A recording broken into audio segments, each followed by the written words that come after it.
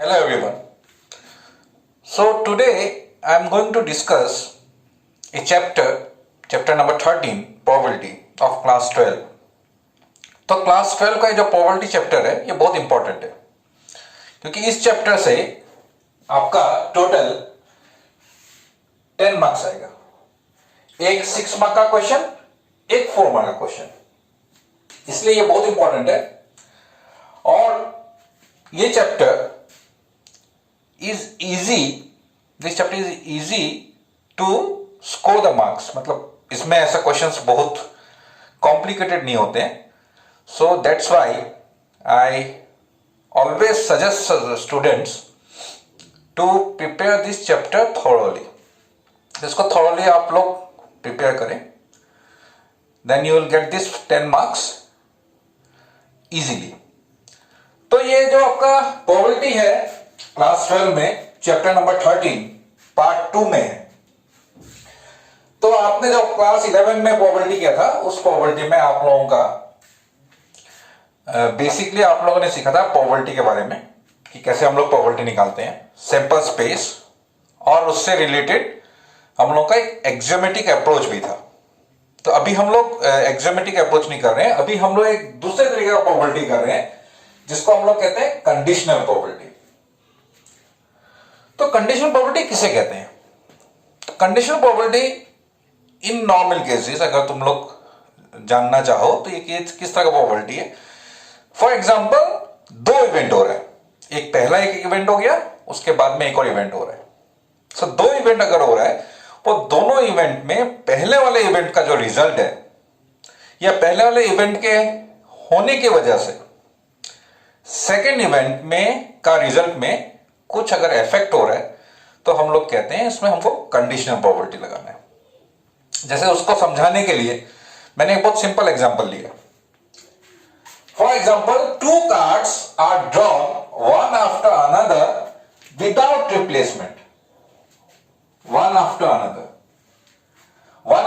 मतलब 52 कार्ड्स में से 2 कार्ड हम लोग निकालेंगे एक के बाद एक। First card will see the result, will keep it somewhere else, और वो कार्ड इसमें नहीं रखेंगे, हम बाहर रखेंगे। उसके बाद में सेकंड कार्ड निकालेंगे। सो विदाउट रिप्लेसमेंट का मतलब है उस कार्ड को, जो पहला फर्स्ट कार्ड है उसको मैंने बाहर रखा है। उसके बाद में मैं सेकंड कार्ड निकाल रहा हूं। तो what is the probability that second card is a king? तो मेरे को पता करना है सेकंड कार्ड का रिजल्ट क्या है। Given that first card is a king, तो all of you know there are 52 cards in total.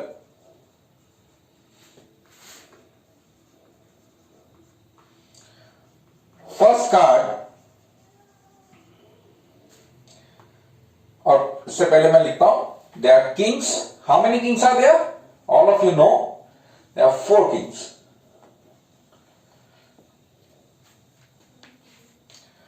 So first card is a king.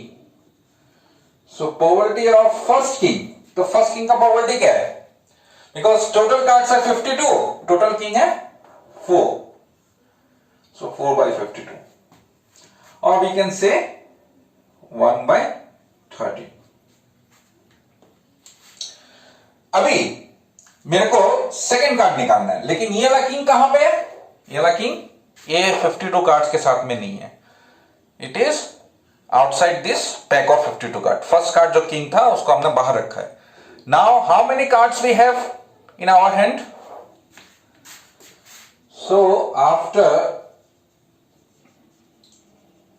Drawing first card,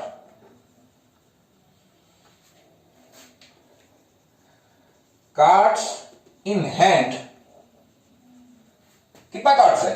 52 में से एक कार्ड बाहर है, so total cards is 51 now.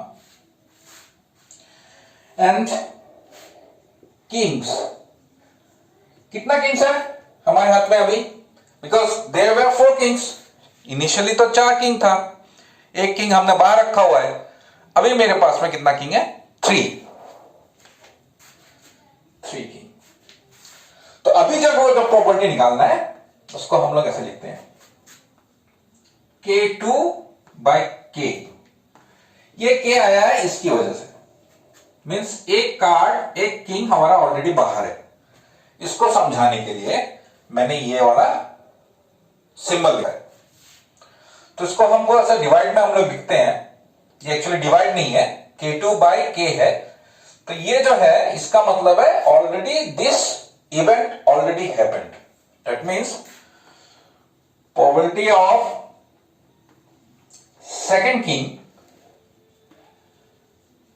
when one king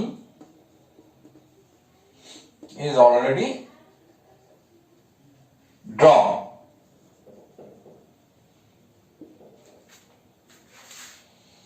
ये event already हो गया। मैं इसको फिर थोड़ा मतलब इसका डेफिनेशन के हिसाब से मैं बताऊंगा। सो इसका वैल्यू निकालने के लिए मुझे क्या करना होगा, मुझे ये देखना होगा we have 3 king and total card is 51। सो इसका वैल्यू होगा 3/51। इसका मतलब कंडीशनल प्रोबेबिलिटी हमको कैसे एग्जांपल में लेना है, वैसे एग्जांपल में लेना है जहां फर्स्ट इवेंट की वजह से सेकंड इवेंट का रिजल्ट अफेक्ट कर रहा है, तब हमको कंडीशनल प्रोबेबिलिटी लेना है। यह है आपका बेसिक थिंग। अभी मैं आपको इसका मैथमेटिकल फॉर्मूला और किस तरीके से हम लोग उसको आगे कर सकते हैं, दूसरे तरीके के क्वेश्चंस कैसे कर सकते हैं, वो मैं आपको अभी ये दिखाऊंगा। तो इसमें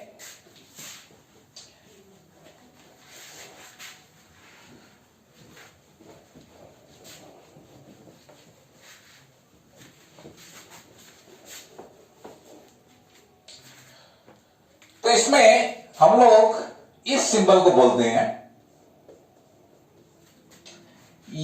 इट मीन्स ये already happened. That means probability of B when A already happened. A already happened. अब इसका जो फॉर्मूला है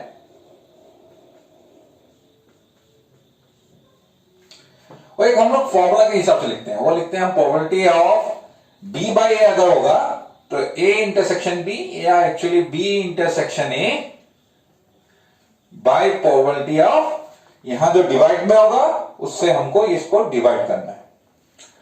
probability of A not equal to 0। Something divide by 0 is undefined. तो ये हम लोग हमेशा मेंशन करते हैं। And this is the formula which we will use in first 2 exercises।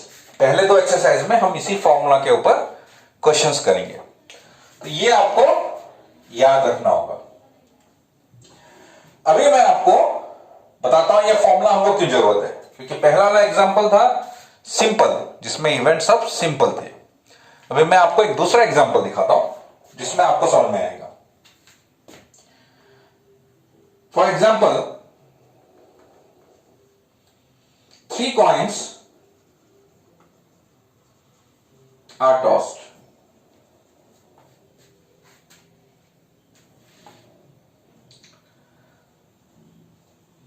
Find the probability that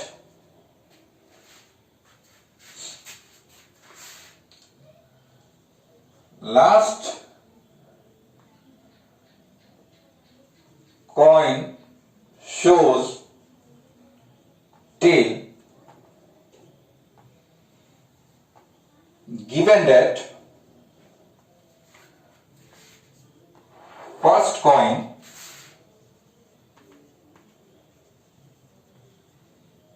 shows head।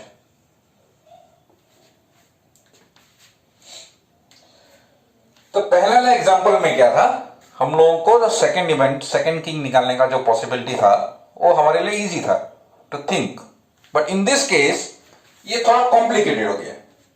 Complicated इतना भी नहीं। सो इसके जितने भी क्वेश्चंस है उसको करने के सिर्फ the easiest way, and you can do this question in a very simple manner. First आप क्या करें, सैंपल स्पेस लिखिए। 3 कॉइन्स आर टॉस्ड, 3 कॉइन का सैंपल स्पेस आपको सभी को पता है। Head head head, head head tail, head tail head, tail head head, tail tail head tail head tail head tail tail and tail tail tail. उसके बाद में आपको दो इवेंट कंसीडर करना है। फर्स्ट आप लीजिए ए इवेंट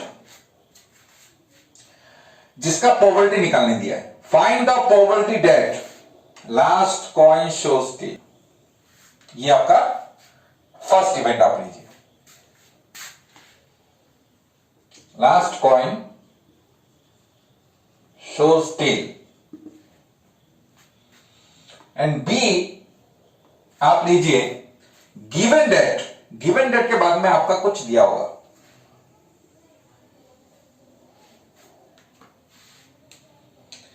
इस क्वेश्चन में ऐसे जितने भी क्वेश्चन होगा उसमें दो पार्ट रहेगा, एक का प्रोबेबिलिटी हमको निकालना है और एक का प्रोबेबिलिटी दिया हुआ है, तो हमको दोनों ढूंढना है। So first coin shows head.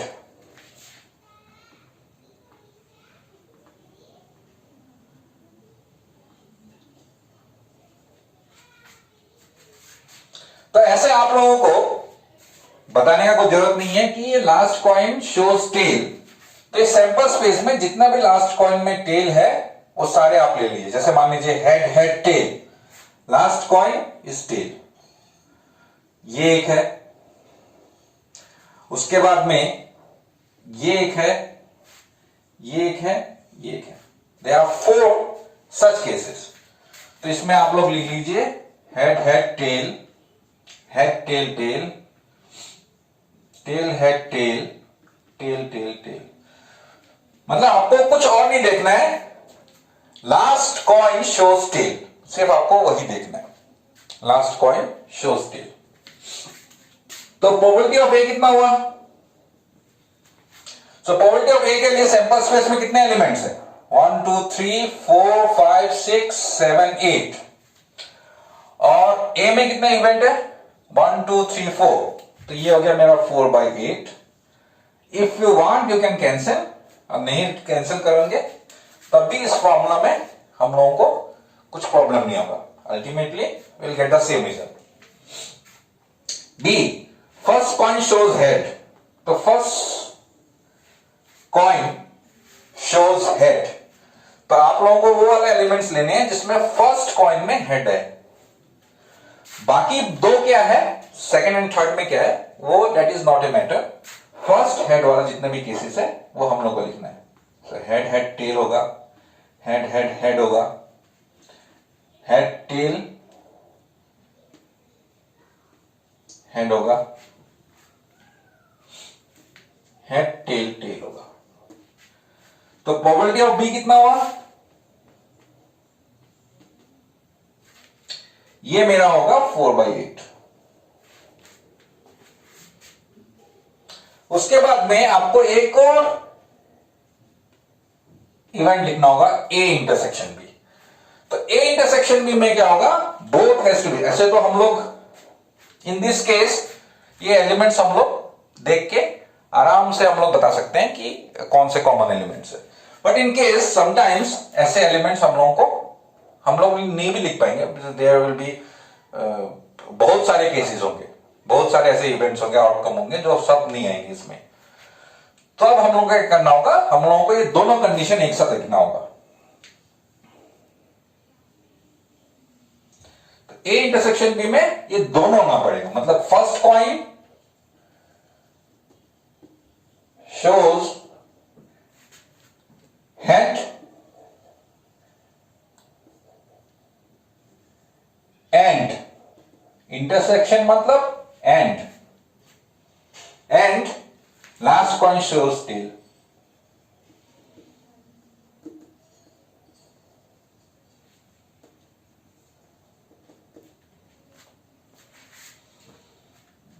तो ऐसे कितने केसेस होंगे?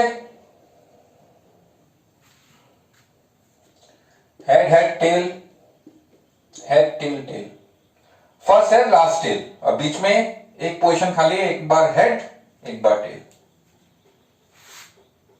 तो probability of A intersection B कितना हुआ? 2/8। अभी हम लोगों को निकालना है ये। तो एक्चुअली मैं यहां लिख रहा हूं, we are the last step में हम लोग।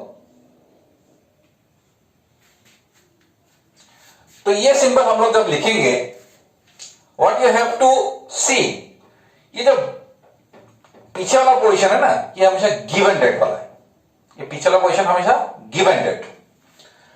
अब यहां पे गिवन डेट बोल के क्या लिखा था, first point shows head. First point shows head मतलब बी लिखा हुआ है, तो यहां हम लोग बी लिखेंगे। That is always the given condition.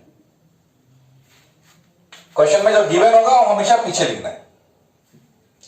Last point shows tell, उसका प्रोबेबिलिटी निकालना है, तो वो पहले जिसका प्रोबेबिलिटी ढूंढने के लिए दिया हुआ है। हमेशा ऐसे क्वेश्चंस में हम लोगों को यही मेथड अप्लाई करना है।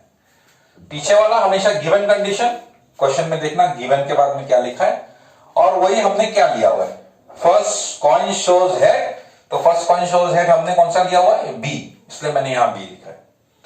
और यहां आएगा जिसका प्रोबेबिलिटी निकालने दिया, तो इसका फॉर्मूला है probability of A intersection B divided by probability of, ये जो नीचे रहेगा ना डिनोमिनेटर में बी, उसके प्रोबेबिलिटी से डिवाइड करना है। तो probability of A intersection B है 2/8 डिवाइडेड बाय 4/8। तो डिवाइड बाय 8 कैंसिल, 2/4 और 1/2। So that is your answer. तो यही आप लोगों को ध्यान से देखना है। तो हमेशा ये फॉर्मूला यूज करते समय आपको ये दोनों इवेंट्स अलग अलग से उसका प्रोबेबिलिटी निकालना है, फिर इंटरसेक्शन करके उसका प्रोबेबिलिटी निकालना है और इस फॉर्मूले में फिट करना है। ये फर्स्ट एक्सरसाइज हम लोगों के सारे ऐसे क्वेश्चंस के ऊपर ही है। फिर भी मैं आप लोगों को एक दो एग्जांपल और दिखाता हूं, so that you can understand. But before that I will give you some formulas. Formula नहीं है, एक्चुअली थ्योरम है।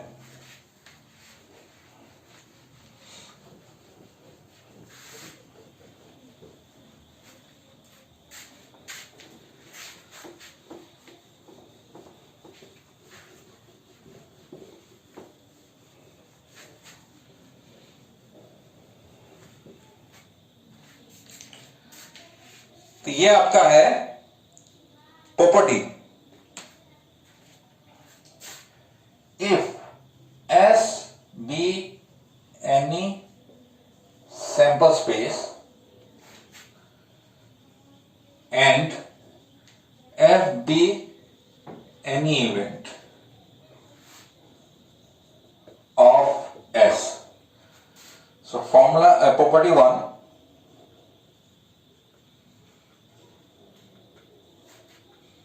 probability of S by F is equal to 1 and probability of F by F ये भी 1 होगा। Proof is very simple।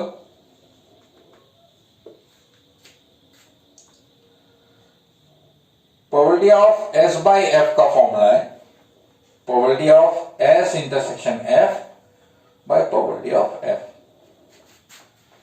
probability of F not equal to 0. So, since F is an event of sample space S, तो F is subset of S। ये हमेशा कोई भी event होगा वो सैंपल स्पेस का सबसेट होगा। जैसे पहले वाले एग्जांपल में हमने देखा था, सैंपल स्पेस के एलिमेंट्स थे उसमें ए और बी में, तो ये आपका होगा। So therefore F intersection S is always F। So it will be probability of F by probability of F, cancel करके 1 and probability of F by F second जो है ये वाला, इट्स वेरी सिंपल। ये तो फॉर्मूला में probability of F intersection F by probability of F is equal to the probability of F by probability of F, because F intersection F is F and this is 1. So this is your property number 1. Now property number 2.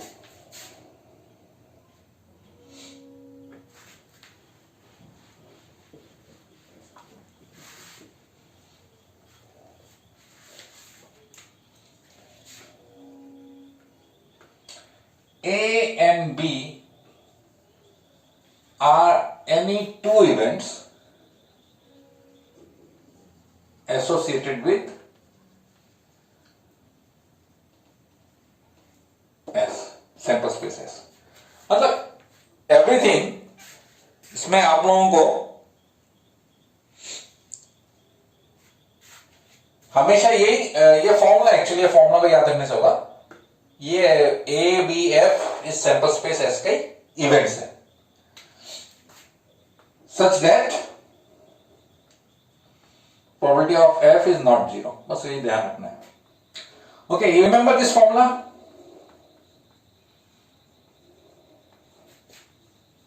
Probability of A union B, it was probability of A plus probability of B minus probability of A intersection B. You remember this formula? बस यहां पे क्या होगा,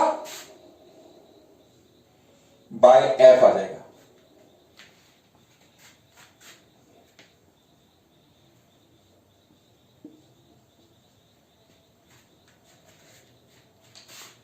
If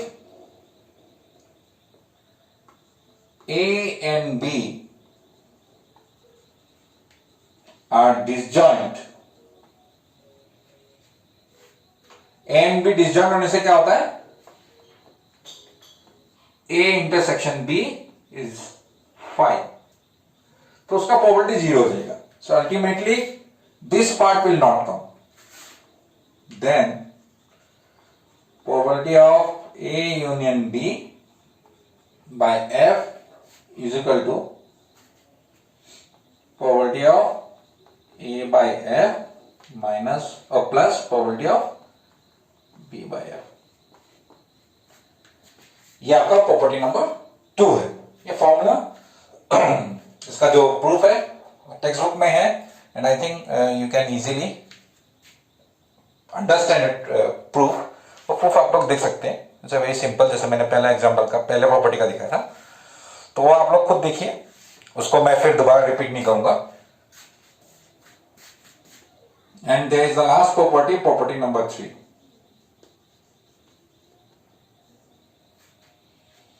You remember probability of E complement, E dash क्या था, 1 minus probability of E था। Same if it is divide by F, तो ये भी डिवाइड बाय F, ये भी आपका सेम उसी तरीके से प्रूफ हो जाएगा। सिंपल है, इसका प्रूफ आप लोग टेक्स्ट बुक में देखिए। अगर आपको समझ में नहीं आता है, then you can message me, I will show that proof to you। ठीक है, now I'll take one more example so that we can do this exercise।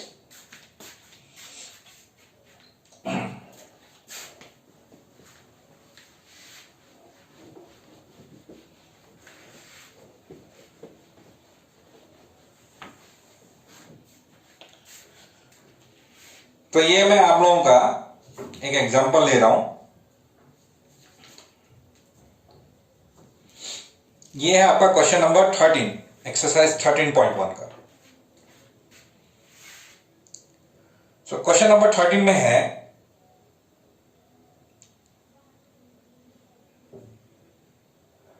मैं सिर्फ आप लोगों का क्वेश्चन नंबर 13 का समरी यहां लिख देता हूं। सारा क्वेश्चन लिखना थोड़ा लंबा हो जाएगा और टाइम कंज्यूमिंग होगा। तो page number 539, page 539, exercise 13.1, question number 13।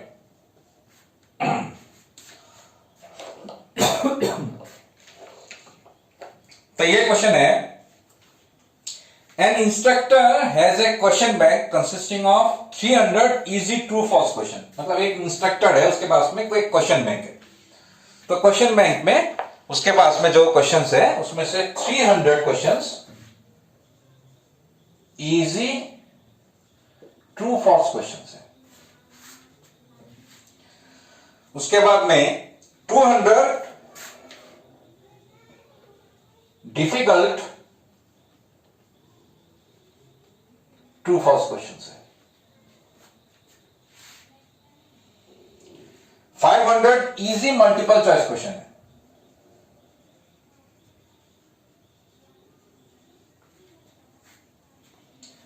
और 400 डिफिकल्ट मल्टीपल चॉइस क्वेश्चन है।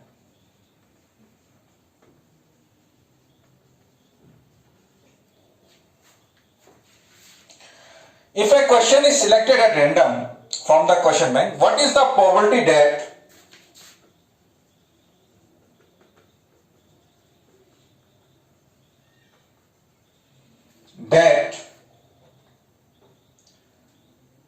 it will be an easy question,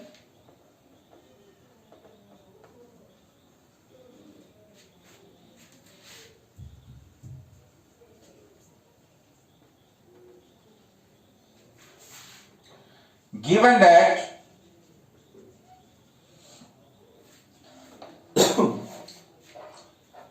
it is a multiple choice question?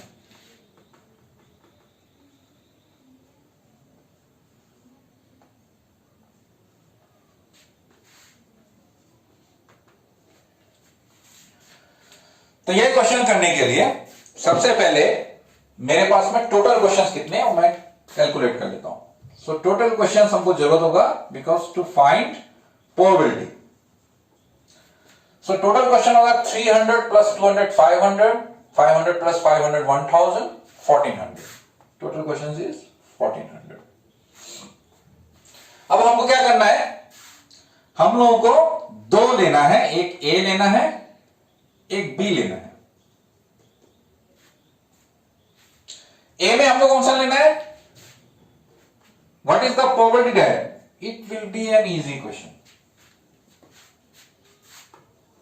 It is an easy question, तो हमको इजी क्वेश्चन ढूंढना है।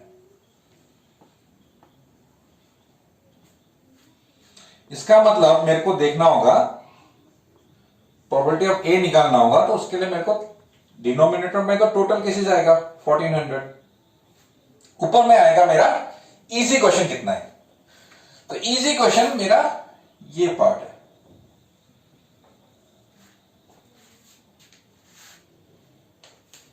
True false भी है easy, MCQ भी easy है। सो 300 प्लस 500 800, तो मेरा ये हो गया 8/14।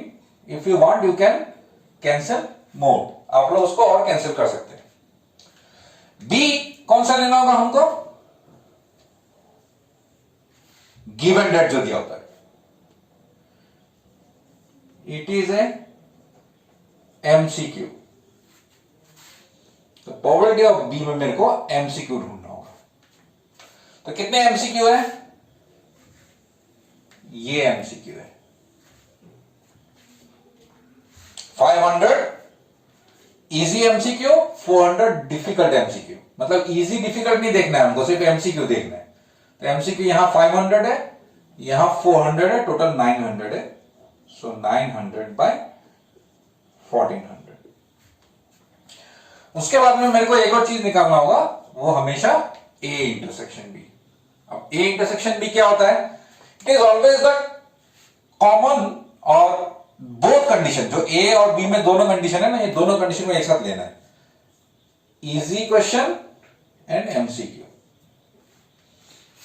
So it is a easy MCQ and easy MCQ. Easy MCQ को निकालने के लिए मेरे पास कितने इजी एमसीक्यू है, इजी एमसीक्यू है मेरे पास में 500। तो मैं लिखूंगा 500/1400, 100 कैंसिल करके 5/14। वैसे मैं यहां ये 100 कैंसिल करके ये 9/14 लिख सकता हूं। उसके बाद में मेरे को निकालना है जो, वो मुझे कैसे लिखना होगा, यहां मुझे लिखना होगा जो गिवन क्वेश्चन में दिया हुआ है और यहां मेरे को देना होगा जिसका प्रोबेबिलिटी निकालने के लिए। अब गिवन कौन सा है? एमसीक्यू। मतलब एमसीक्यू वाला हमने कौन सा पकड़ा था, ए या बी? तो इजी क्वेश्चन वाला दिया था ए, एमसीक्यू हमने लिया था बी। तो इसका मतलब बी यहां आएगा, ए इधर आएगा। इज इक्वल टू, अब फॉर्मूला क्या है? ए बाय बी, ऊपर में आएगा probability of A intersection B, और नीचे आएगा कौन सा? ये जो डिनोमिनेटर में होता है, B, probability of B.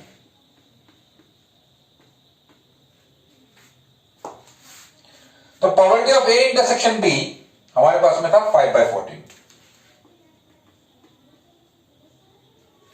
And probability of B हमारे पास में था 9/14। Divide by 14 cancel, 5/9 and this is your answer. ये आपका आंसर है। तो जितने भी क्वेश्चन है उस क्वेश्चन में सिर्फ आपको ये लास्ट में कौन सा ए और बी कौन सा लेना है वो आपको लास्ट में दिखा देगा। जिसका प्रोबेबिलिटी निकालना है और जो गिवन डेट है वो दोनों आइडेंटिफाई करना है, उसके बाद में ये फॉर्मूला लगा के और बीच में ए इंटरसेक्शन भी निकालना है।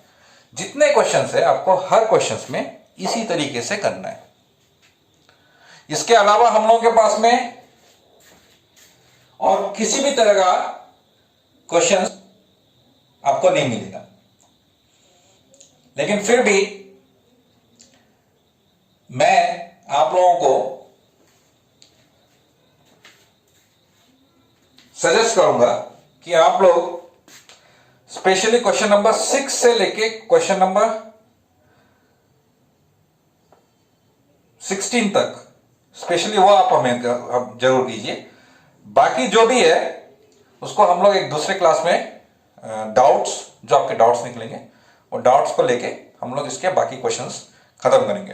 And I think first exercise में हम लोगों के पास में इतना ही जरूरत है। सो इसके बाद में हम लोग का जो सेकेंड एक्सरसाइज आने वाला है वो भी सेम फॉर्मूला के ऊपर बेस्ड है, जो हम लोग नेक्स्ट क्लास में डिस्कस करेंगे। तो इसमें आप स्पेशली इस तरह के क्वेश्चन जो है उसको आप आराम से एक एक करके करिए। एंड जो डाउट है you please give me message if you are not able to solve this one. Obviously जिस क्वेश्चन में ज्यादा लोगों का क्वेरीज होगा वो मैं दोबारा सॉल्व करके दे दूंगा। उसके अलावा personally I will tell if somebody wants to know. So thank you. This is my first lecture. We'll meet in our second lecture. Thank you. Thank you.